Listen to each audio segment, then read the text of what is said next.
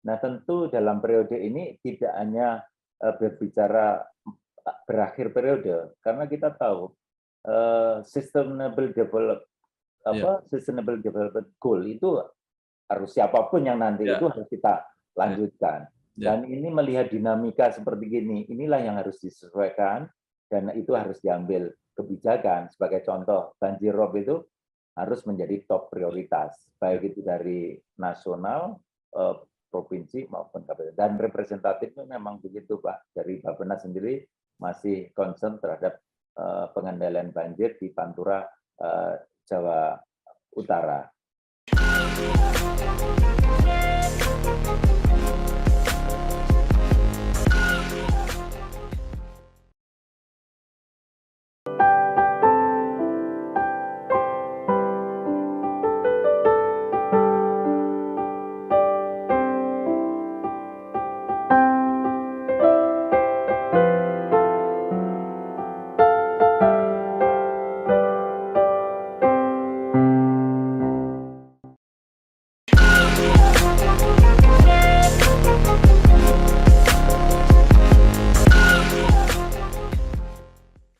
Gubernur Jawa Tengah Ganjar Pranowo meminta para wali kota dan bupati sepanjang jalur pantai utara atau Pantura Jawa Tengah untuk kembali meningkatkan kewaspadaan, sekaligus mempersiapkan diri menghadapi siklus gelombang pasang atau ROB yang diperkirakan Badan Meteorologi, Klimatologi, dan Geofisika akan kembali tinggi pada bulan Juni hingga Juli mendatang.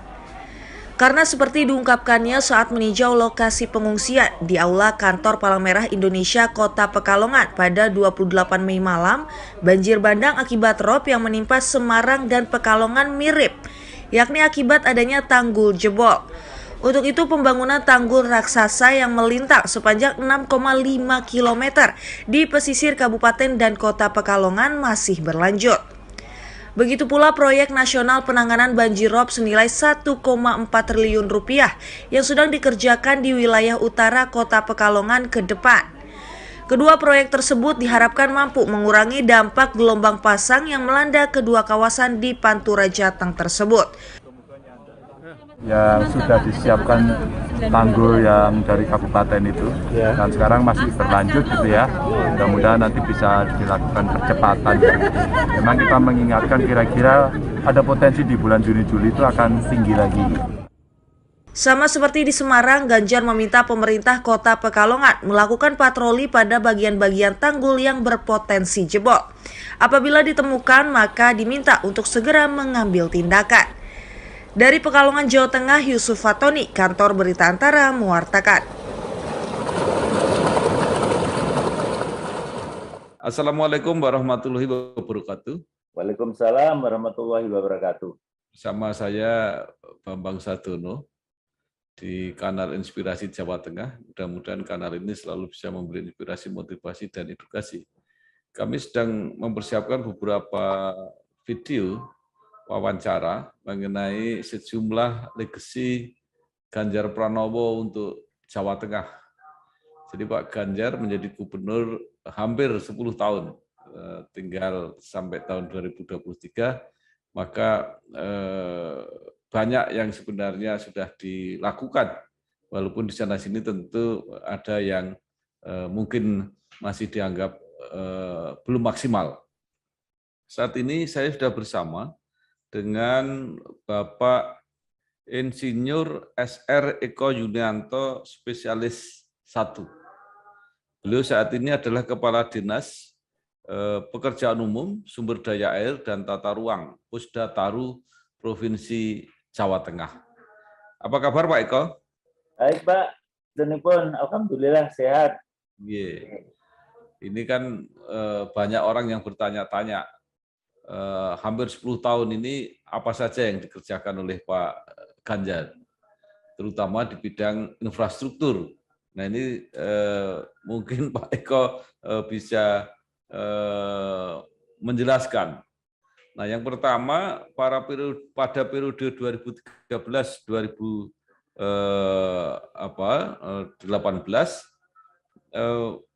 prioritas Pak Ganjar memang bidang infrastruktur kalau tidak salah, baik di jalan Bina Marga Cipta Karya, SDA maupun tata ruang. Nah, khusus yang di bidang sumber daya air dan tata ruang mungkin Bapak bisa jelaskan, Pak. Baik, matur nuwun atas kesempatannya Pak Bambang Sadono. Kami mencoba untuk share informasi apa yang sudah kami lakukan, utamanya di Dinas Pekerjaan Umum, Sumber Daya Air dan Penataan Ruang Provinsi Jawa Tengah. Yang tadi segmennya kita bicara yang 13-18 dulu ya Pak ya. Ya, betul. Ya. Tentu pembangunan infrastruktur, urusan pekerjaan umum penataan ruang yang saat ini memang urusan yang diatur di dalam Undang-Undang 23 tahun 2014 tentang pemerintah daerah adalah urusan pekerjaan umum dan penataan ruang. Nah, kami mengambil subsektor atau kami mendapat tugas pokok fungsi sumber daya air dan penataan ruang. Nah, PUPR ada beberapa subsektor yang tadi sudah disinggung, ada juga teman yang di Bina Marga dan Cipta Karya. Nah, khusus yang sumber daya air dan penataan ruang, ada 6 program yang kami laksanakan mulai tahun 2013, yaitu tentang program pengembangan dan pengelolaan jaringan irigasi, rawa, dan jaringan pengairan lainnya. Tentu ini ada maksud tujuan, yaitu Jawa Tengah adalah mendukung peningkatan produktivitas pertanian dan terwujudnya ruang aman, nyaman, produktif, dan berkelanjutan. Nah, kemudian program kedua, penyediaan air baku. Kemudian ketiga adalah pengembangan dan pengelolaan konservasi sungai, danau, dan sumber daya air lainnya. Kemudian keempat adalah program pengendalian banjir dan pengamanan pantai. Kemudian yang kelima adalah perencanaan tata ruang. Yang terakhir, yang keenam adalah program pemanfaatan pengendalian pemanfaatan ruang. Nah, tentu hal-hal yang menjadi terkait dengan program tadi, di Jawa Tengah kami berkewajiban untuk mengelola jaringan irigasi seluas 86.865 hektar atau 108 daerah irigasi, karena irigasi itu sudah dibagi kewenangannya, yaitu ada kewenangan pusat, kewenangan kabupaten. Nah, kemudian penyelenggaraan pengendalian pengelolaan air baku representatifnya awal waktu itu adalah ada sebuah gerakan 1000 embung. Nah, 1000 embung itu sudah tercapai, dan itu memang dari berbagai sektor, tidak hanya dari kami saja, tetapi dari Posyandu ada, dari Dinas Lingkungan Hidup ada, dari Pertanian ada, bahkan kolaborasi dengan teman-teman pusat maupun kabupaten kota, bahkan melalui CSR ada juga yang ditempuh demikian. Kami ucapkan selamat Pak Bambang Sadono dan Mas Bambang YR Sadono yang telah melakukan pengabdian selama 2 tahun melalui kanal YouTube Inspirasi Jawa Tengah, Inspirasi untuk Bangsa, serta Bangsa TV. Semoga bermanfaat bagi kita semua, warga Jawa Tengah dan bangsa Indonesia. Dan itu sudah terwujud untuk gerakan 1000 embung, dan itu kita lanjutkan juga. Nah, kemudian untuk pengembangan konservasi tentu ini ada pembagian kewenangan juga. Kita ada 10 wilayah sungai, di mana paling tidak ada 202 daerah aliran sungai atau sungai, kalau itu yang berkaitan dengan kami. Kami itu ada 44 sungai yang menjadi kewenangan provinsi. Memang uniknya pembagian di sumber daya air adalah begitu. Nah, representatifnya kewenangan itu kami ada di kalau wilayah administrasi adalah dari Kendal sampai ke barat, Pak. Itu yang pembagian kewenangan.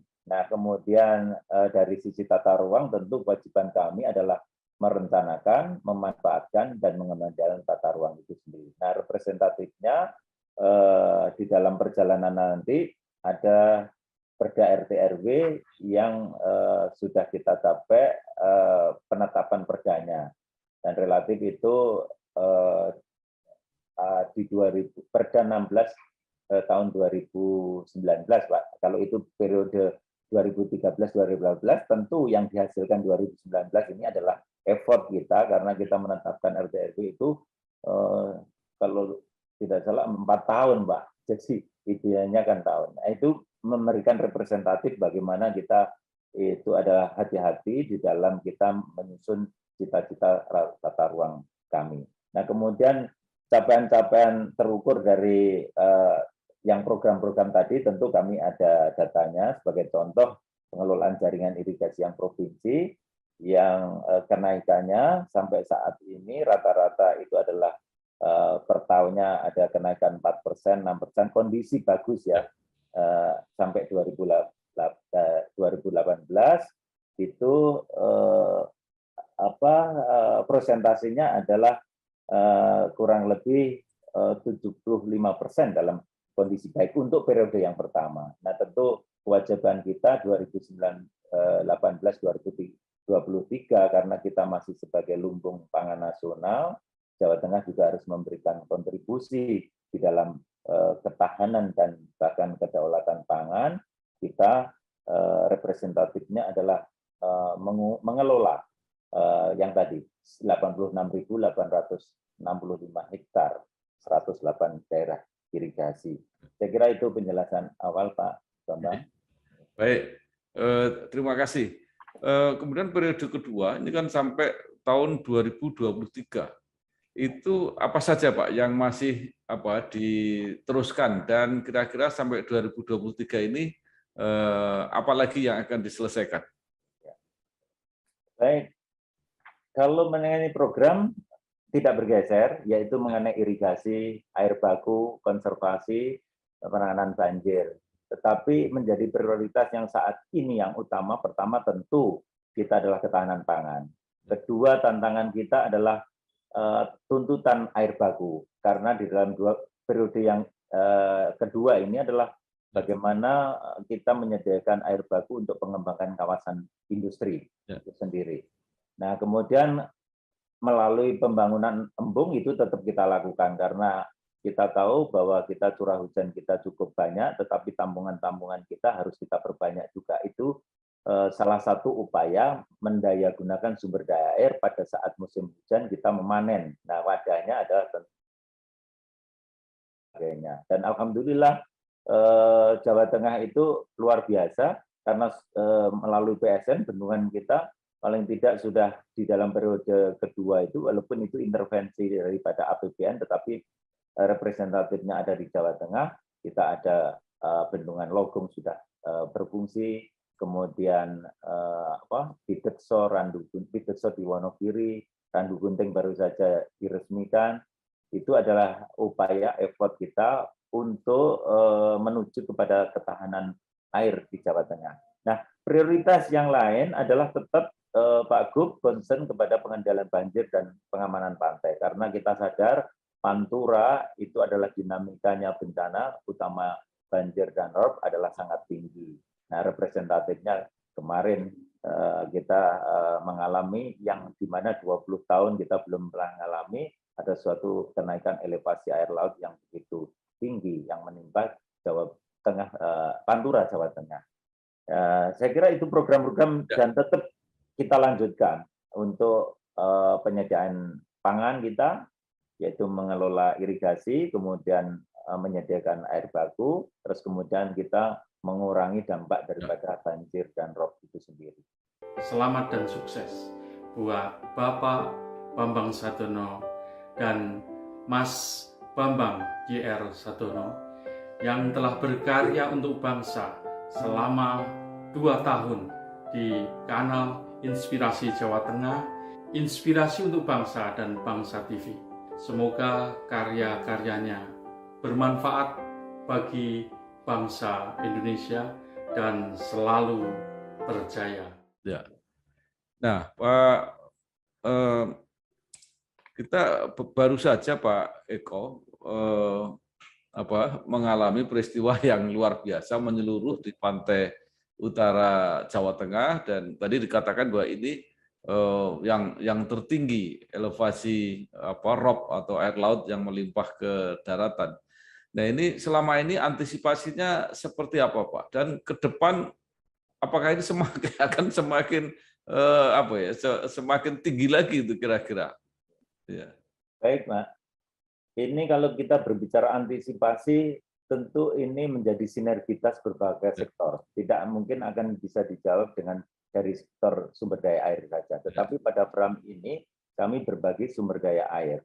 Bagaimana sumber daya air itu harus dikelola dengan baik, mulai dari konservasi, daya gunaannya, memanfaatkannya. Kemudian air itu juga punya daya rusak. Dan ini harus kita berbagi bershare. Artinya konservasi berarti bagaimana mempertahankan daerah hulu itu menjadi daerah penyangga air kita. Kemudian kalau sudah mengalir, bagaimana kita bijak di dalam memanfaatkan secara normatif begitu. Kemudian bagaimana kita mengurangi dampak ancaman daripada potensi kerusakan air itu sendiri. Nah, pada frame irigasi, bagaimana kita menggunakan mengefisiensi penggunaan air. Itu varietas itu nanti pasti akan diperankan juga pertanian, bagaimana memilih varietas yang itu ya kan konsepnya. Untuk air baku tadi representatifnya, ada gerakan 1000 embung, pembangunan bendungan. Itu juga ada makna yang secara tidak langsung tujuannya adalah mengurangi secara gradually pemanfaatkan air tanah yang saat ini pemerintah juga belum mampu seluruhnya diganti oleh air permukaan. Dan itu harus kita dorong terus supaya mengganti daripada fungsi air tanah itu nanti pasti akan memberikan kontribusi kepada bagaimana pengaruh land subsiden, karena paling tidak air tanahnya sudah bisa kita ganti. Itu cita-cita kita, dan itu secara gradually harus menuju ke sana. Itu untuk pemenuhan air baku, kemudian ada konservasi, ada air, kemudian pengendalian banjir pasti, Pak. Kita tahu mulai dari Brebes sampai ke Rembang, Jawa Tengah itu punya potensi. Pertama adalah land subsidence, kedua adalah ancaman daripada kenaikan muka air laut, dan itu terjawab kemarin itu adalah tertinggi menurut data yang dipantau oleh stasiun maritim Semarang, itu adalah tertinggi, yaitu 2,1 meter. Dan hari kemarin itu turun 1,9. Harapan kita nanti kita keluar sampai 26 Mei ini tidak terjadi kondisi yang ekstrim itu, karena konsekuensinya cukup besar itu. Kami mengucapkan selamat kepada Bapak Dr. Haji Bambang Sadono dan Mas Bambang YR Sadono yang bekerja keras di channel YouTube maupun bangkit dan berkembangnya Bangsa TV. Mudah-mudahan bermanfaat bagi perkembangan dan kemajuan Jawa Tengah di segala bidang, bermanfaat bagi nusa dan bangsa Indonesia. Mudah-mudahan sehat selalu. Kalau melihat elevasi air laut yang tinggi itu, karena itu kan pengaruhnya dari lautnya, Pak. Artinya mungkin ada perubahan-perubahan yang sekarang terjadi. Kalau menurut saya sih yang paling strategis itu tanggul, Pak. Jadi kalau hanya dikendalikan seperti apa yang dilakukan itu, apakah masih bisa berpengaruh, Pak? Ya. Baik, tadi kan representatifnya Pak Bambang Sadono menyampaikan tanggul. Nah, representatif kami, infrastruktur kami memang itu adalah tanggul. Memang tadi kan belum saya sebutkan dari sisi fisik.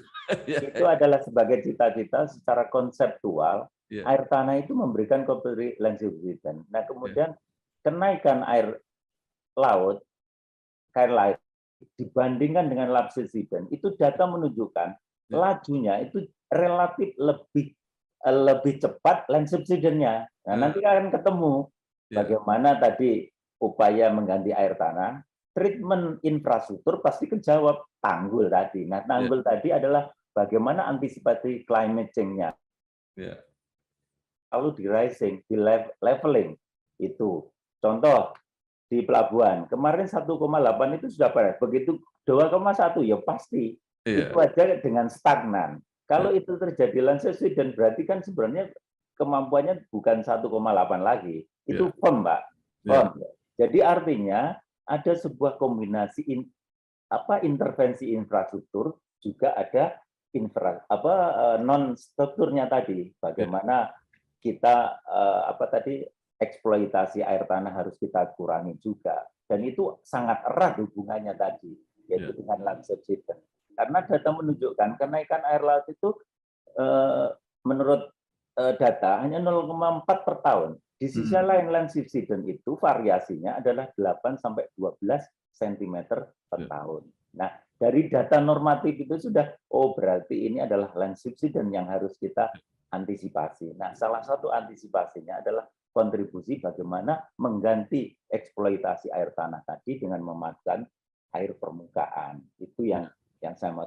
Untuk yang struktural, pasti Pak, pendekatan sistem yang di Semarang contoh, polder, itu pasti andalannya ya levee atau tanggul atau embankment, kombinasi rumah pompa, polder, dan pompanya itu sendiri. Dan itu semua sedang berupaya melengkapi, dan relatif di Jawa Tengah ini yang sudah terbangun lebih tertata adalah untuk Kota Semarang, karena secara sistem itu ada polder Semarang, polder Banger, kemudian ini ekspansinya adalah secara prioritas adalah ke Pekalongan, dan membangun sistem itu butuh effort sumber daya yang begitu besar. Ya. Nah inilah butuh suatu kolaborasi. Saya Sasongko Tejo mengucapkan selamat ulang tahun yang kedua kepada Bangsa TV dan kanal YouTube Inspirasi Bangsa dan Inspirasi Jawa Tengah yang dikelola oleh Bambang Sadono, wartawan senior. Semoga sukses dan semoga mendapatkan respon atau mendapatkan tempat di hati masyarakat Jawa Tengah dan masyarakat Indonesia pada umumnya. Nah, untuk menjelaskan kasus terutama yang di Semarang, Pak ya, itu kan masyarakat tahu sekali apa yang gambar-gambarnya itu. Maksud saya, apakah kemarin itu airnya yang melampaui tanggul atau ada tanggul yang jebol, Pak, sebenarnya? Oke, baik Pak. Ini sebenarnya paling enak menjelaskan itu dengan peta sebenarnya. Saya karena ini keterbatasan, tetapi saya akan mencoba mengilustrasikan. Berbicara air itu adalah berbicara sistem, Pak. Sistem. Contoh yang tadi saya sebutkan. Semarang itu paling tidak untuk tengah itu juga komitmennya kita berbicara tengah itu apa? Yaitu antara kanal banjir barat, kanal banjir timur. Itu ada 2 polder. Nah, batasannya adalah ring road-nya Yosudarso, itulah sebagai levee-nya.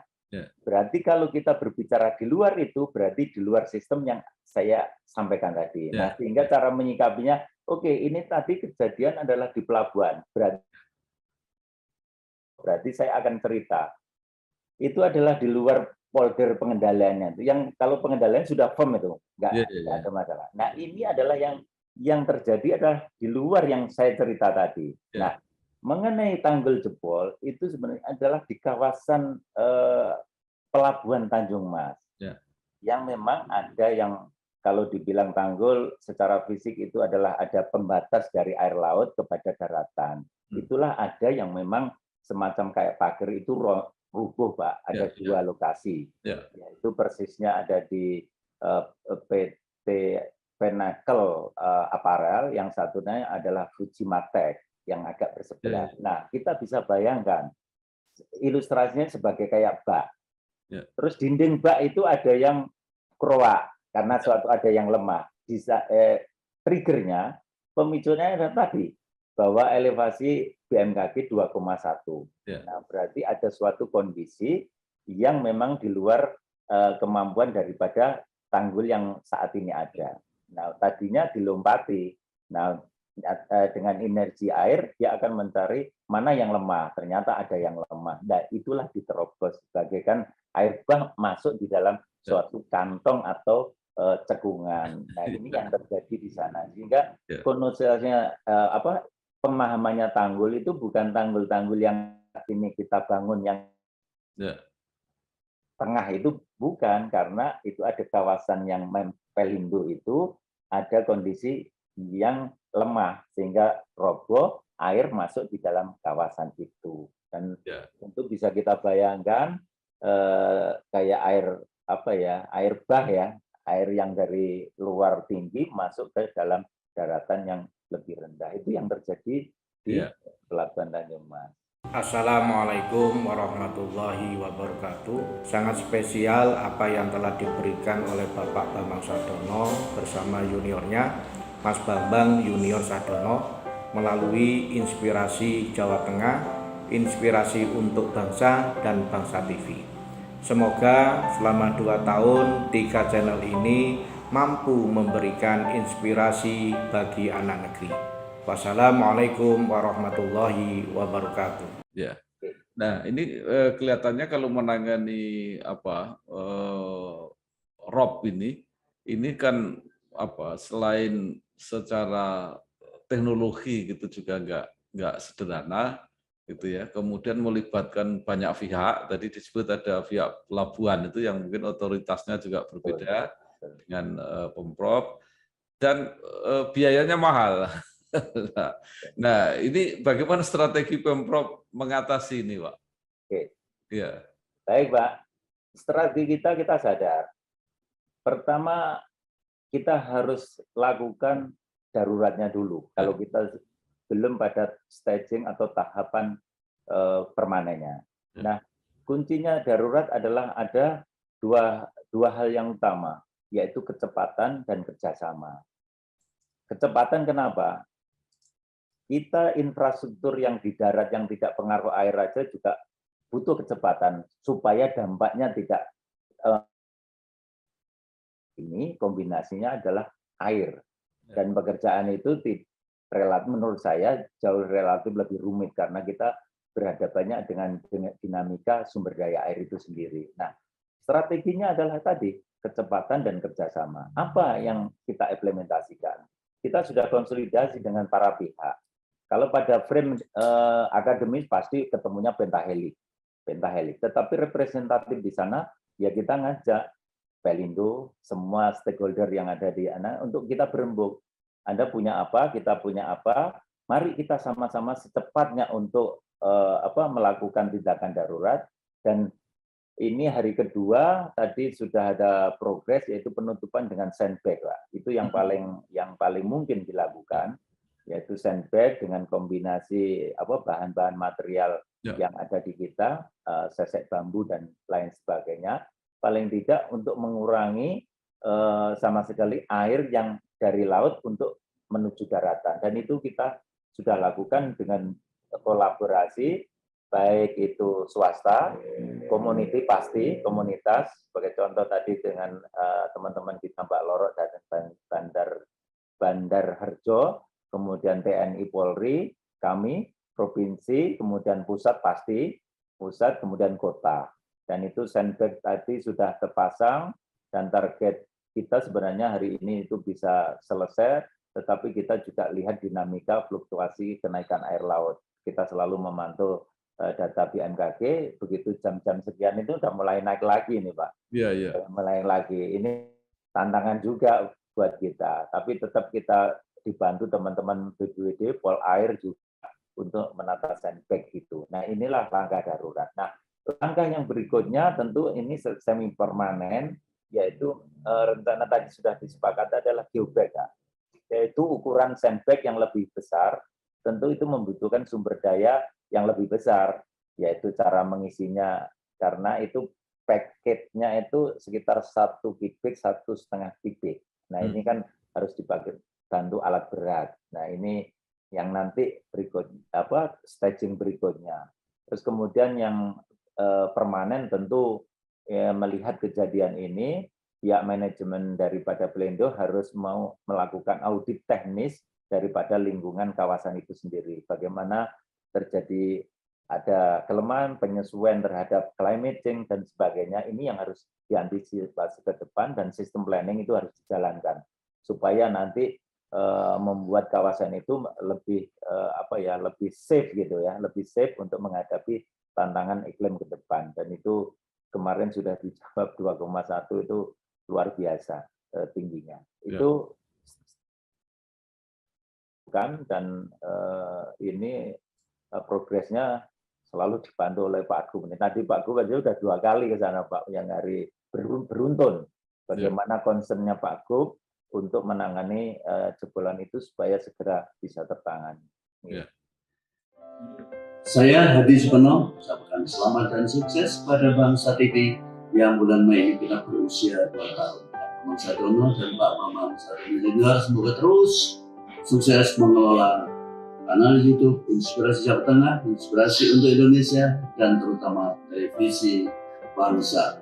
Mudah-mudahan Bangsa TV tetap mampu mengawal perjalanan bangsa Indonesia menjadi lebih baik. Pak Eko, itu terjadi luapan paling tinggi itu setelah tol Semarang-Demak mulai dibangun. Ada hubungannya apa enggak, Pak? Ya, sebenarnya sih Pak, itu kan sistem terbuka.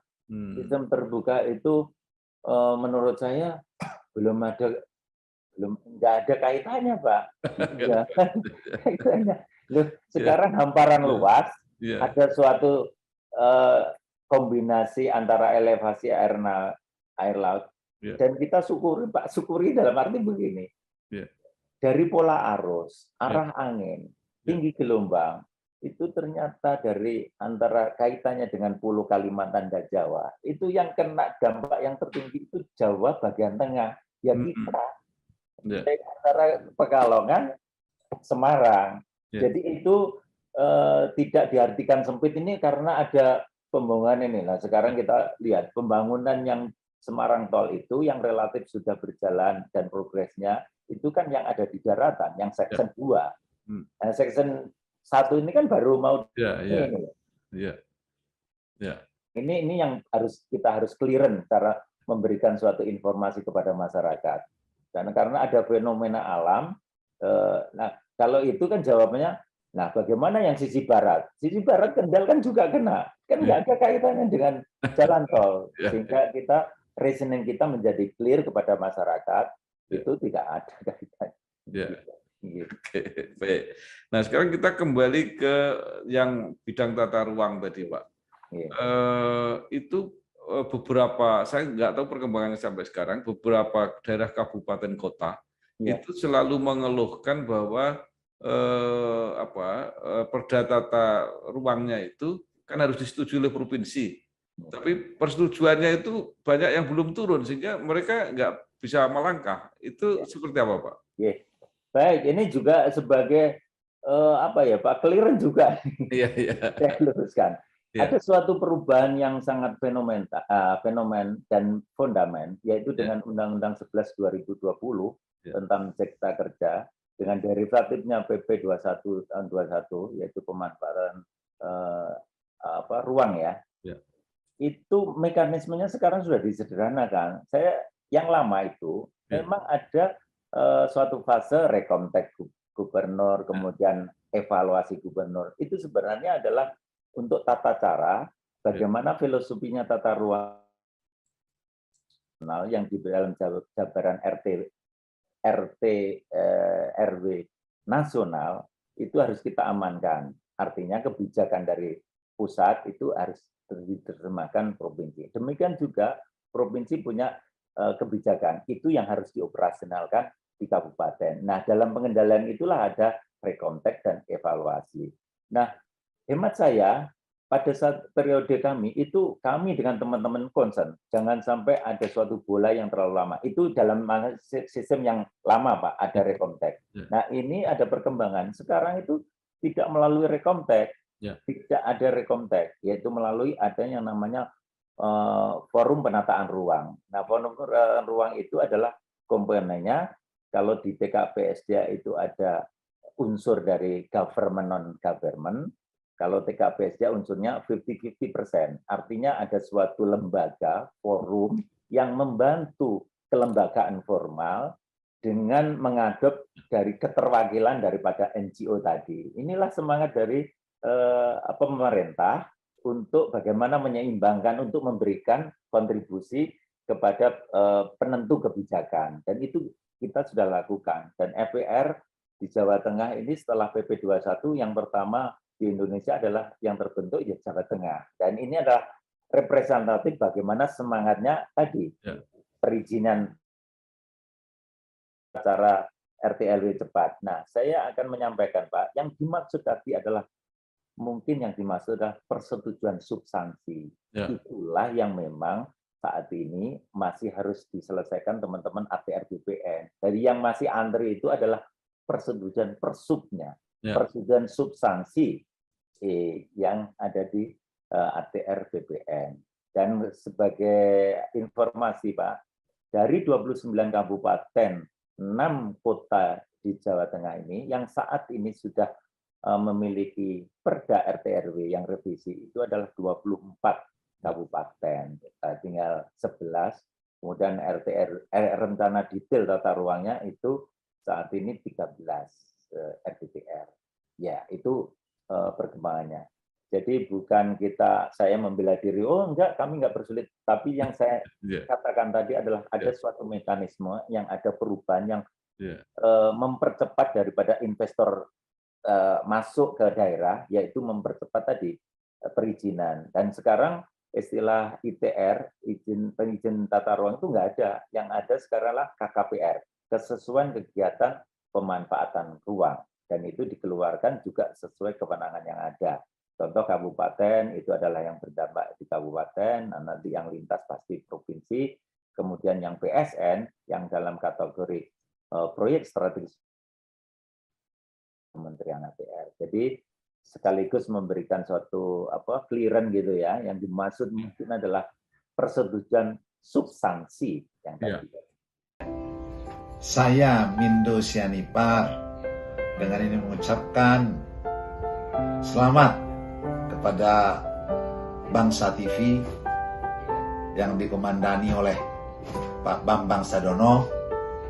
Kiranya Bangsa TV bisa melanjutkan program-programnya yang memberikan inspirasi buat bangsa ini. Terima kasih. Merdeka. Ya, jadi memang yang diharapkan mereka segera bisa operasional. Kalau mungkin detail tata ruangnya itu juga selesai, karena mereka tidak bisa bergerak di kabupaten kota kalau itu belum selesai. Ya mudah-mudahan Pak Eko semua itu bisa selesai. Mudah-mudahan Pak, ini kan tinggal 11 ya dari 35 yang saat ini ke rekod kami 24 yang sudah melakukan. Sudah ada perdanya. Ya. Ini memang kelihatannya kan banyak investor yang mulai masuk gitu ya. Bahkan sekarang sudah sampai ke Blora sekarang. Kalau dulu baru sampai Gerobokan, sekarang sudah sampai ke Blora. Ada pabrik-pabrik baru. Betul. Korea ya Pak, banyak. Ya, baik. Pak, sekarang sambil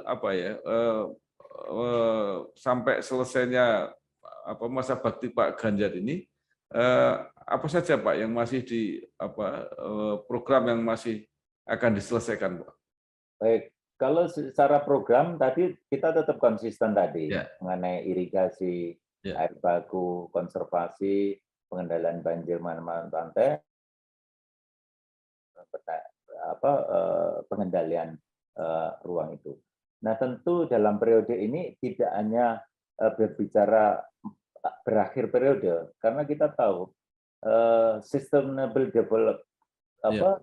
development goal itu harus siapapun yang nanti itu harus kita lanjutkan. Dan ini melihat dinamika seperti gini, inilah yang harus disesuaikan dan itu harus diambil kebijakan. Sebagai contoh, banjir rob itu harus menjadi top prioritas, baik itu dari nasional, provinsi maupun kabupaten. Dan representatifnya memang begitu Pak. Dari Bappenas sendiri masih concern terhadap pengendalian banjir di Pantura Jawa Utara. Nah, kemudian mengenai kedaulatan ketahanan pangan, ini juga pasti Pak, karena populasi kita sekitar 35 juta ya, dan itu sektor paling luas dan paling mempunyai daya tahan adalah pertanian dalam sisi luas. Tentu kewajiban kami juga harus memberikan kontribusi bagaimana mengembangkan dan mengelola jaringan itu sendiri. Kemudian kita tahu tuntutan air baku, air industri ini, contoh KIT Batam, kemudian nanti Kendal, nanti akan muncul KIT Brebes. Nah, sebelum berbicara jauh tentang aktivitas yang lain, menurut saya komponen utama adalah mengenai spasial, ruang, dan air. Sebelum berbicara yang lain. Karena ruangnya mau diapakan, airnya mau dari mana. Nah, ini menjadi tantangan sektor sumber daya air dan penataan ruang. Nah, representatifnya tadi kita dorong bagaimana penataan ruang itu akan lebih tertata dengan baik. Nah, kuncinya adalah akselerasi juga tentang RDTR, Pak. Karena investor tadi akan mempunyai kepastian kalau semakin RDTR-nya semakin banyak sudah dirilis. Karena itu tinggal konfirmasi, saya ada di mana sudah kejawab di RDTR-nya. Jadi sudah tidak ada mendua lagi, sudah bisa dibaca di dalam RDTR-nya. Nah, kemudian ini perlu sinergitas yang tadi irigasi itu kan dibagi beberapa kewenangan. Padahal di Jawa Tengah punya kurang lebih LP2B-nya adalah 1.025.255. Itu luar biasa menurut hemat kami, Pak. Nah, bagaimana kita bisa mendayagunakan lahan KB2B itu memberi kontribusi kepada ketahanan pangan secara nasional. Nah, kemudian bencana kita Jawa Tengah, kalau Pak Gub sering mengatakan adalah supermarketnya bencana. Nah, kalau dari sektor kami adalah pasti banjir. Ya, kemudian di kemarau itu adalah kekeringan dan itu harus kita selalu selalu upayakan paling tidak mengurangi dampak terjadinya kejadian banjir dan kekeringan. Saya kira itu, Pak. Selamat dan sukses kepada Dr. Haji Bambang Sadono SH.MH dan Mas Bambang YR Sadono yang telah berkarya untuk bangsa selama 2 tahun melalui kanal Inspirasi Jawa Tengah, inspirasi untuk bangsa. Semoga karya-karyanya bermanfaat bagi bangsa Indonesia. Ya, baik. Terakhir, Pak, sekarang nanti seandainya masa bakti Pak Ganjar ini selesai, itu apa saja sebenarnya PR-PR yang masih harus diteruskan? Ya, tadi kalau kita berbicara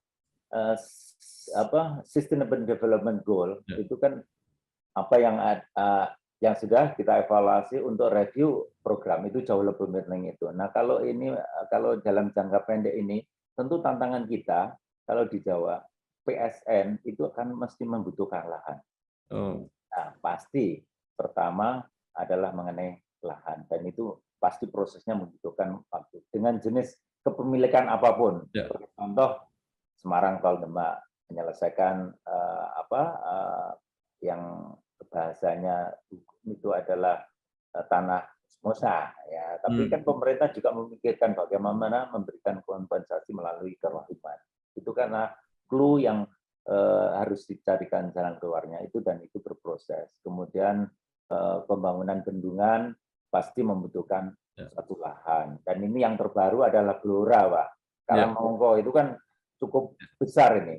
Cukup besar ada di Bengawan Solo dan itu kontribusinya nanti daerah juga dituntut untuk memberikan kontribusi mengenai pembebasan lahan untuk Kabupaten Blora dan pemerintah provinsi. Itu dalam menyangga juga sama penyediaan air untuk berbagai kepentingan, baik itu untuk air baku atau air irigasi, kemudian pengendalian banjir juga. Dan ini pasti akan menjadi tantangan dan itu tidak mungkin dibatasi suatu periode kepala daerah. Karena tadi Sustainable Development Goal. Contoh Karangmongko. Karangmongko ini kan sedang berproses. Apakah kita menunggu periode? Tentu tidak kan. Ini sudah kita bahas mengenai pengadaan lahannya. Nanti yang terpenting adalah bagaimana itu memberi kontribusi kepada masyarakat. Dan masyarakatnya nggak dibatasi, ini Jawa Timur, Jawa Tengah nyatanya bendungannya ada di perbatasan Jawa Tengah dan Jawa Timur. Dan representatifnya, Pak, kolaborasi itu sangat dibutuhkan. Sebagai contoh pembangunan bendungan Kuningan. Secara administrasi ada di Jawa Barat. Tetapi pemanfaatannya ada di sebagian di Jawa Tengah, yaitu Brebes. Sampai ada bargainingnya, oke, Brebes silahkan tanam ketan, nanti yang membeli Kuningan, nanti capai. Kalau ini bendungannya mau dibangun, tolong dong Jawa Tengah juga memberi kontribusi. Dan itu nyata, kita transfer ke Kabupaten Kuningan untuk membebaskan lahan. Nah, inilah bentuk-bentuk kerjasama daerah yang harus kita upayakan untuk tadi mencapai suatu target dan untuk kebersamaan di dalam memanfaatkan hasil pembangunan itu sendiri. Iya. Baik, terima kasih sekali Bapak Insinyur SR Eko Yunianto, Spesialis 1, Kepala Dinas Pekerjaan Umum, Sumber Daya Air, dan Tata Ruang, Pusdataru Provinsi Jawa Tengah. Berbagai hal sudah dijelaskan, mudah-mudahan ini memberi pemahaman pada kita semua. Terima kasih Pak Eko, sukses terus menjalankan tugas. Wassalamualaikum warahmatullahi wabarakatuh.